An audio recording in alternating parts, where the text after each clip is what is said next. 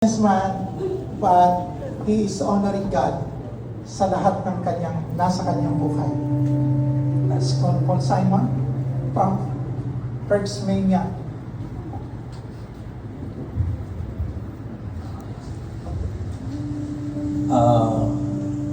Just want to thank the Lord for this moment na pwede na po tayo magsipag-upo. Yeah. Thank you so much po. Yeah. So, I really, first of all, I would like to thank the Lord for this moment na makapagbigay din ako ng short testimony ko on how good God into our life. Kasi sobrang amazing ni Lord when it comes to everyone. Wala siyang pinipili. Regardless kung ano tayo noon, ano man na nagawa mo noon, regardless yan. Ako po, siyempre nag-start po ako ng relationship ko kay God. Medyo late na. Bata po ako, nag-Christian na ako kung tawagin. Bakit? Magulang ko kasi Christian. Parents ko nag-church. Pero tatapatin ko po kayo, nung time na yun, Kristiyano sa nguso po ako. Masabi lang na Christian. Bakit? Kasi nga sumasama ako sa Sunday church. At wala naman choice dahil nagpupunta magulang ko. Pero personally, hindi ko pa alam yung ganong relationship. Kaya nung time na yon, sobrang, kahit sabihin natin nagsaserve na ako, uma-attend na ako sa church, lost pa rin, masasabi kong lost pa rin ako. Bakit? Makasalanan pa rin po ako. Lahat ng kalokohan, bilang kabataan, kapilyuhan, pinagagawa ko pa rin po.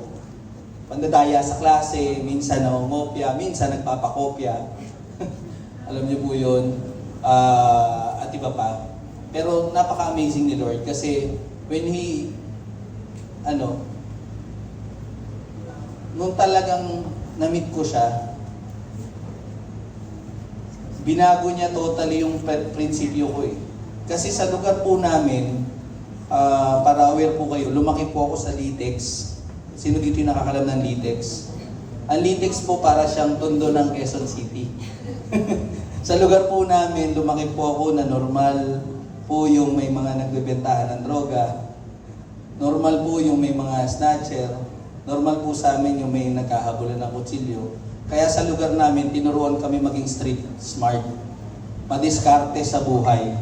And through that diskarte, kahit pa paano nagkaroon ng kagandahan ng buhay, kumita, pero alam mo, dahil diskarte siya sa sarili mong gawa, sa sarili mong kakayanan, sa sarili mong talino, o sa tulong ng masama, kahit sabihin mo nagiging okay ka na, may emptiness.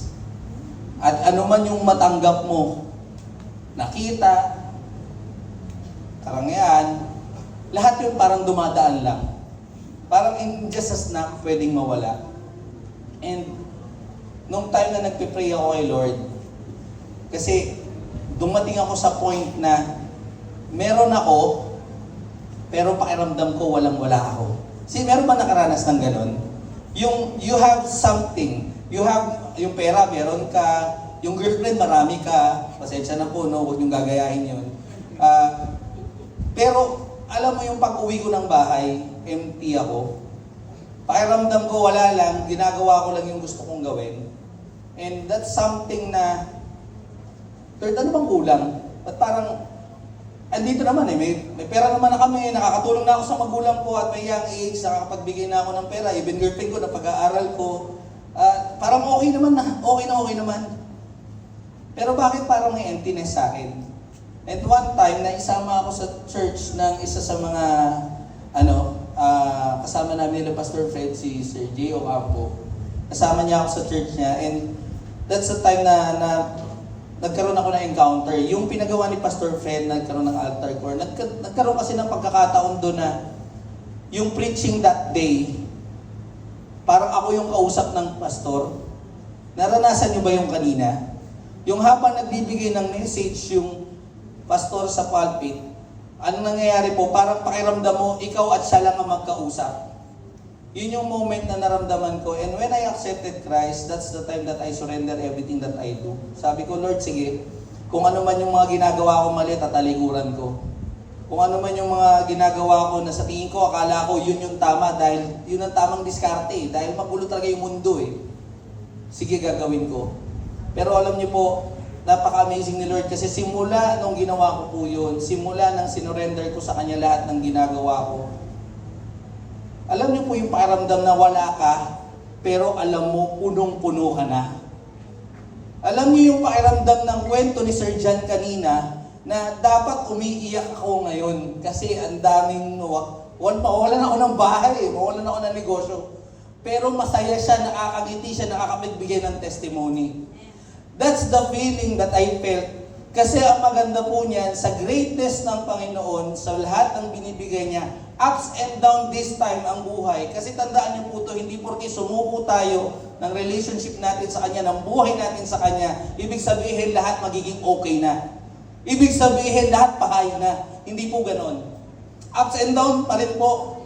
Pero ang maganda po, yung buhay mo ngayon, kapag sinuko mo na kay Lord at nilagay mo na talaga sa Kanya, whether you're up or you're down, o kahit walang-wala ka na, there's joy.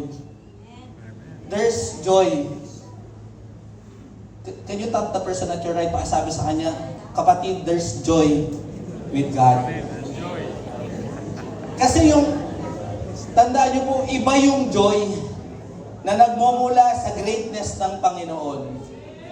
Iba yung saya na alam mo, kahit anong meron ka ngayon, estudyante ka, naglalakad ka, nag-aaral ka, may pamasahe ka man, may baon ka man o wala, alam mo masaya ka. Bakit? Kasi yung Diyos nasa iyo na.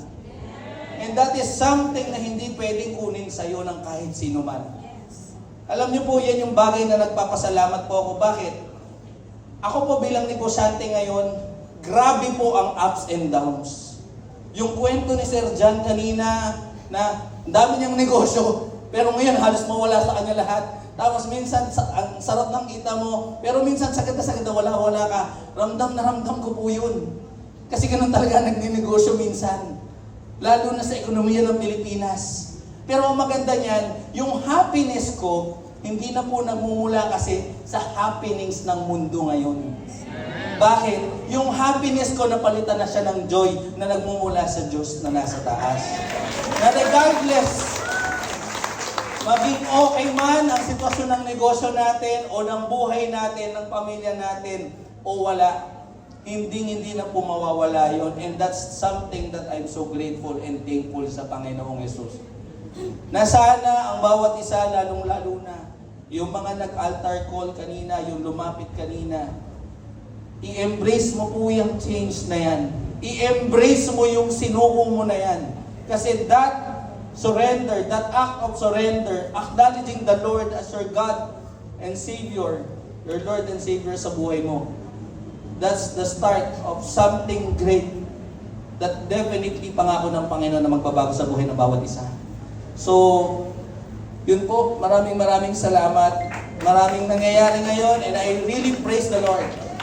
This time, win or lose, I will praise Him. And ituloy na rin po natin sa, ituloy ko na rin daw po pagdating sa act of natin, para sa tithes and offering natin. Just want to share this Bible verse from Psalm 126, verse 3. Makinig po tayo sa salita ng Diyos. The Lord has done great things for us, and we are filled with joy. Kagaya nung testimony ko po kanina, ganon din po yung goodness, greatness, and faithfulness ni Lord sa church natin. Imagine nyo po, for 26 years, lahat sa kabutihan ng Panginoon, from recto to here, sa lahat ng transition. Ngayon po, dumadami, ang dami nating bisita. E naniniwala po ako sa darating na mga taon pa, yung church building dito ng AIM Church may tatayo din po natin. Amen? Amen. Salamat po. Nagpapasalamat din po tayo kasi syempre through that 26 years, yung sa ilalim ng leadership ni Pastor Fred at ni Pastora Wilma, sila yung ginamit talaga ng Panginoon para ma-reach out tayo. Imagine nyo, ilan po tayo dito ngayon. Sa kwento kanina na nag-uumpisa, they just started with ilang tao. Less than 20. Pero ngayon po, ito na po tayo. And I do believe that hindi lang po tayo ang ma-reach out na to, marami pa po. So ngayon po sa pagbibigay po, para po sa ating mga kasama dito, magbigay po tayo as an act of worship at pasasalamat sa Panginoon. With joyful heart. Bakit? Kasi nga sabi sa verse, because God has done great things to us. So, yun po, mag-start po tayo sa pagbibigay at ipag-pray ko lang po yung ating giving. Panginoon, maraming salamat, Panginoon, sa pagkakataon nito. Maraming salamat, Panginoon, sa ginawa mong kabutihan sa church, sa in-church, sa loob ng 26 na taon, Panginoon. Salamat po sa faithfulness ng leadership ng inyong ginamit, Panginoon, kay Pastor Fred at kay Pastor Wilma, Panginoon, na talaga namang isinurrender nila ang lahat sa iyo, sa kalooban mo, Panginoon. Tinatanggap po namin ang mga biyaya na magmumula sa aking mga kapatid, at itong mga biyaya na to, Panginoon, ay mag-multiply. Ibalik mo sa kanila ng siksik, liglig at tumaapo, Panginoon, more than 100 folds, Panginoon. Lord, maraming salamat sa bawat kaluluwa na nag-surrender sa iyo ngayon, at bawat gagawin namin ay magbigay ng kaluwalhatian sa iyo, Panginoon. Lord, we just want to surrender everything to you, and may you always be glorified and honored sa lahat ng gagawin namin. In Jesus' mighty name we pray. Amen and amen.